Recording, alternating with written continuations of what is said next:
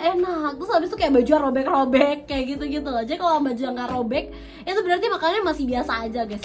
Anime ini bakalan bikin kamu lapar sepanjang episode. Hai semuanya, kembali lagi di channel aku di Mei Meiko desu. O genki desu ka? Anata? Halo semuanya.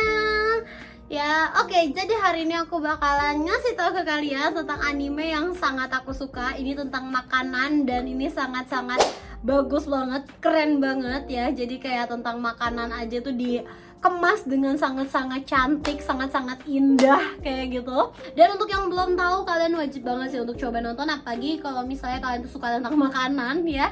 Karena di sini bener-bener unik banget dan apa ya? Aku tuh paling tertarik dulu pas awal nonton tuh yang pas mereka tuh udah pakai gastronomi gitu-gitu. Karena dulu aku nggak tahu, dulu juga belum ada TikTok seingat aku ya pas awal-awal aku nonton ini. Jadi aku nggak tahu tuh, aku baru tahu kayak oh my god tuh teknik apa itu keren banget, kayak gastronomi. Terus habis itu banyak tips-tips juga sebenarnya ya guys ya. Kayak kalian mau buat apa dan sebagainya tuh ada beberapa sih yang bisa kalian ikutin sebenarnya memang di dunia nyata, tapi jangan ditelan mentah-mentah juga ya semuanya kayak gitu, karena tetap aja ini anime gitu. Dan ini dikemasnya dengan sangat-sangat bagus banget, sangat cantik banget ya. Tentang lomba-lomba masak, tentang sekolah masak juga ya. Jadi akan banyak persaingan-persaingan dalam hal memasak kayak gitu ya. Terus kayak keriuhan di balik layar, keriuhan di dapur. Terus habis itu keahlian-keahlian setiap orang. Ada yang jagonya tentang ngolah makanan-makanan di laut, ada yang jagonya ngolah daging ya, ada yang jagonya ngolah ikan, ada yang lebih ngolahnya itu lebih jagonya tentang pakai teknologi kayak gitu-gitu loh. Itu jadi kayak keren banget sih. Dan itu kayak diadu gitu kan. Dan kayak semacam nonton MasterChef gitu, tapi lebih kompetitif gitu guys. Serta untuk penggambarannya, kalau di season 1 sih menurut aku agak yabai ya. Jujur agak yabai menurut aku kalau kayak di season satunya, karena penggambaran dari setiap juri yang makan ini ya. Jadi penggambaran setiap juri yang makan tentang dari masakan-masakan si peserta itu tuh agak yabai, karena kalau misalnya masakannya bagi mereka itu kayak enak, terus habis itu kayak baju robek-robek kayak gitu-gitu loh. Jadi kalau baju nggak robek itu berarti makannya masih biasa aja guys. Jadi kalau udah makannya spektakuler gitu, itu baju pada robek-robek gitu. Jadi agak kurang untuk anak-anak gitu ya. Jadi kayak kurang friendly sama anak-anak gitu ya. Aku pun pas awal-awal nonton jujur dulu agak kaget gitu ya, kenapa ini kayak gini gitu, padahal animenya tuh sebagus itu, secakep itu gitu. Tapi di season selanjutnya aku lupa sih udah ada berapa season ya, ada 3 ya kalau nggak salah, 2-3 pokoknya. Di season berikutnya gitu ya, itu tuh udah mulai berkurang dan nggak ngefokusin itu gitu. Mungkin dari pihak yang bikin pun jadi udah lebih sadar bahwa ini tuh ditontonnya nggak cuman untuk 18 plus aja kayak gitu ya. Karena emang ceritanya tuh bagus secara kayak dia tuh nggak perlu untuk menjual hentai kayak gitu, itu bagus jalan ceritanya gitu. Jadi ini bukan anime yang memang harus untuk menjual hentai kayak gitu ya, untuk menjual buka-buka baju kayak gitu ya, karena emang cerita utamanya aja udah cakep banget, bagus banget kayak gitu. Dan persaingannya tuh keren banget juga. Yang paling aku ingat itu adalah persaingan pasti Shoma lawan siapa ya, yang dia tuh sampai bikin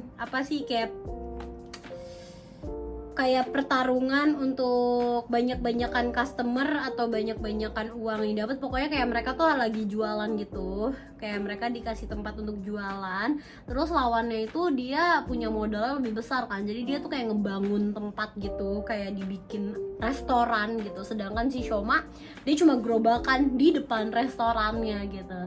Dan si Shoma memanfaatkan untuk pakai bau-bau itu supaya orang-orang tuh yang ngantri di restoran itu, kan ngantrinya tuh lama ya, panjang karena rame banget, penuh banget ke restoran itu.